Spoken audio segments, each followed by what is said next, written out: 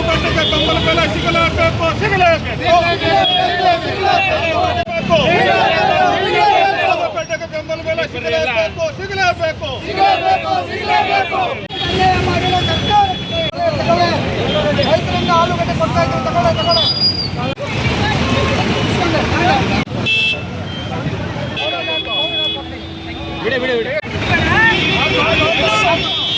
ಬೆಲೆ ಕುಸಿತ, ಆಲೂಗಡ್ಡೆ ರಸ್ತೆಗೆ ಸುರಿದು ಪ್ರತಿಭಟನೆ ನಡೆಸಿದ ರೈತ ಸಂಘ. ಸ್ವಾಮಿನಾಥನ್ ವರದಿಯಂತೆ ಬಂಡವಾಳದ 50% ಬೆಂಬಲ ಬೆಲೆ ನೀಡಲು ಒತ್ತಾಯ. ಚಿಕ್ಕಬಳ್ಳಾಪುರ ಜಿಲ್ಲಾದ್ಯಂತ ಬೆಳೆಯುತ್ತಿರುವ ಆಲೂಗಡ್ಡೆಗೆ ಬೆಲೆ ಇಲ್ಲದೆ ರೈತರು ನಷ್ಟ ಅನುಭವಿಸುತ್ತಿದ್ದಾರೆ. ತರಕಾರಿ, ದ್ರಾಕ್ಷಿ ಹಾಗೂ ಹೂವಿಗೂ ಬೆಲೆ ಸಿಗುತ್ತಿಲ್ಲ ಎಂದು ಆಗ್ರಹಿಸಿ ಕರ್ನಾಟಕ ರಾಜ್ಯ ಪ್ರಾಂತ ರೈತ ಸಂಘದ ಕಾರ್ಯಕರ್ತರು ಆಲೂಗಡ್ಡೆ ರಸ್ತೆಗೆ ಸುರಿದು ಪ್ರತಿಭಟನೆ ನಡೆಸಿದರು. ಅಡ್ಡ ಬಂದ ವಾಹನ ಚಾಲಕರಿಗೆ ಆಲೂಗಡ್ಡೆ ನೀಡಿ ಜನಪ್ರತಿನಿಧಿಗಳಿಗೆ ಶಾಪ ಹಾಕುತ್ತಾ ಸರ್ಕಾರ ಬೆಂಬಲ ಬೆಲೆ ನೀಡುವಂತೆ ಒತ್ತಾಯಿಸಿದರು.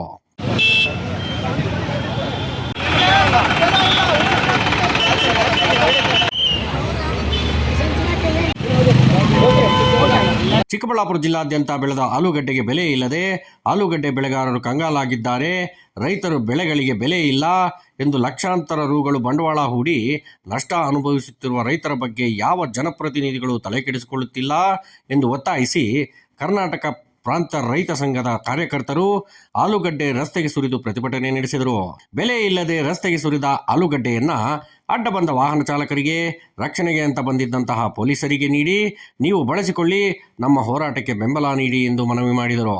ಈ ವೇಳೆ ಮಾತನಾಡಿದ ಜಿಲ್ಲಾ ಮುಖಂಡ ಚನ್ನರಾಯಪ್ಪ, ಜಿಲ್ಲೆಯಲ್ಲಿ ಹೆಚ್ಚು ಆಲೂಗಡ್ಡೆ, ದ್ರಾಕ್ಷಿ, ತರಕಾರಿ ಬೆಳೆಯುವ ರೈತರಿದ್ದಾರೆ. ಬಿರು ಬೇಸಿಗೆಯಲ್ಲೂ ನೀರುಣಿಸಿ ಬೆಳೆದ ಬೆಳೆಗಳಿಗೆ ಯಾವುದೇ ರೀತಿ ಬೆಲೆ ಸಿಗದೆ ಒದ್ದಾಡುತ್ತಿದ್ದಾರೆ.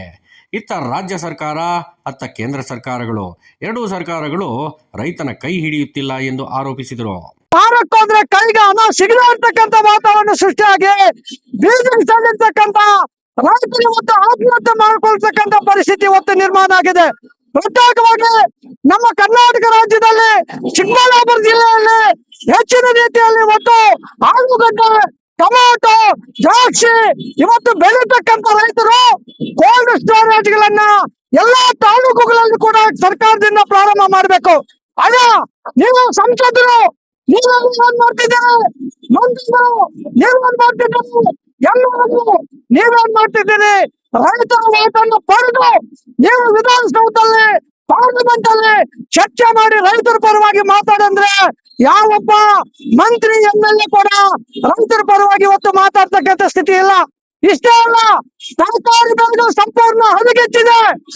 ಇವತ್ತು ಟೊಮೆಟೊ ಬೆಳೆಗಳು ಇವುಗಳನ್ನು ಬಂದಿರ್ತಕ್ಕಂಥ ರೈತರು ಬಿಸಾಡ್ತಾ ಇದ್ದಾರೆ.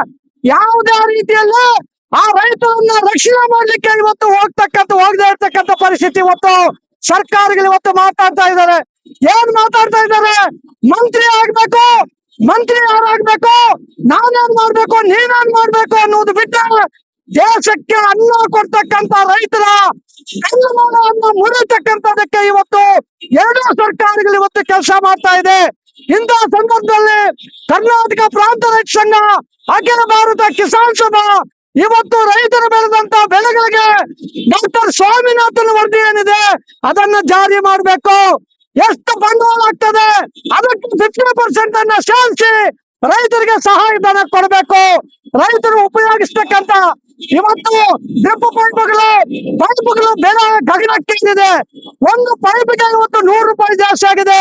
ಡ್ರಿಪ್ ಪೈಪ್ ರೇಟ್ ಜಾಸ್ತಿ ಆಗಿದೆ, ಪೇಪರ್ ರೇಟ್ ಜಾಸ್ತಿ ಆಗಿದೆ. ಪ್ಲಾಸ್ಟಿಕ್ ರೇಟ್ ಅನ್ನ ಗಗನಕ್ಕೇರುವ ಮುಖಾಂತರವಾಗಿ ಇವತ್ತು ರೈತರನ್ನ ಸಂಪೂರ್ಣವಾಗಿ ಇವತ್ತು ಬೀದಿ ಪಾಲು ಮಾಡೋ ಪರಿಸ್ಥಿತಿ ನಿರ್ಮಾಣ ಆಗಿದೆ.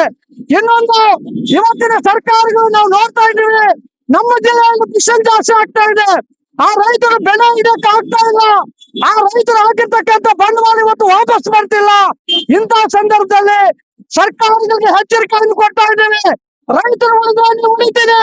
ರೈತರ ಒಳಗೆ ಪಡೆದಿರ್ತಕ್ಕಂಥ ನೀವು, ಮಣ್ಣಿನ ಮಗ ಯಾವ್ದು ಅಂತ ಹೇಳ್ಕೊಂಡಿರ್ತಕ್ಕಂಥ ನೀವು, ರೈತರ ಮಕ್ಕಳು ಅಂತ ಹೇಳ್ಕೊಳ್ತಕ್ಕಂಥ ತಾವು ಇವತ್ತು ರೈತರಿಗಾಗಿ ಏನ್ ಮಾಡಿದ್ದೀರಿ? ನಿಮ್ಗೆಲ್ಲ ಓಟ್ ಹಾಕಿರ್ತಕ್ಕಂಥ ರೈತರ ಕುಲ, ಆ ರೈತರ ಕುಲವನ್ನು ಇವತ್ತು ಬಲವಂತದ ಭೂ ಸ್ವಾಧೀನ ಭೂಮಿಯನ್ನು ಕಿಳ್ಕೊಂತ ಇದ್ದೀರಿ. ಈ ದೇಶಕ್ಕೆ ಅನ್ನ ಕೊಡ್ತಕ್ಕಂಥ ರೈತರನ್ನು ಇವತ್ತು ತಳ್ತಾ ಇದ್ದೀರಿ. ಬೆಂಬಲ ಬೆಲೆ ನೀಡದೇ ಇರ್ತಕ್ಕಂಥ ವಾತಾವರಣ ಆಗಿದೆ.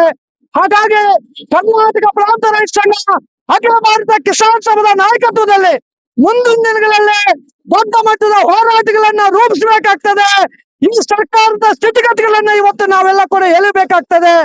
ರಾಜಕಾರಣ ಇದ್ರಲ್ಲಿ ಮಾಡಬೇಡ್ರಿ. ರೈತರನ್ನ ರಕ್ಷಣೆ ಮಾಡುವುದರಲ್ಲಿ ರಾಜಕಾರಣ ಮಾಡಬೇಡ್ರಿ. ರೈತರಲ್ದ ನೀವು ಉಳಿತೀರಿ.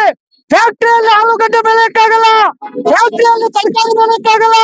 ಅದು ಭೂಮಿಯಲ್ಲ ಬೆಳಿಬೇಕು, ಅದು ರೈತರನ್ನ ಬೆಳಿಬೇಕು. ಅದನ್ನು ನೀವು ತಿನ್ಬೇಕು ಹೊರತು ಬೇರೆ ಏನಿಲ್ಲ. ಹಾಗಾಗಿ ಆ ರೈತರನ್ನ ರಕ್ಷಣೆ ಮಾಡ್ಬೇಕಂತ ಹೇಳಿ ಈ ಮೂಲಕ ನಾನು ಒತ್ತಾಯವನ್ನ ಮಾಡ್ತೇನೆ. ಪ್ರತಿಭಟನೆಯಲ್ಲಿ ನಾಯನಹಳ್ಳಿ ಮುನಿಕೃಷ್ಣಪ್ಪ, ತಾಲೂಕು ಮುಖಂಡರು, ಜಿಲ್ಲಾ ಮುಖಂಡರು ಹಾಜರಿದ್ದರು.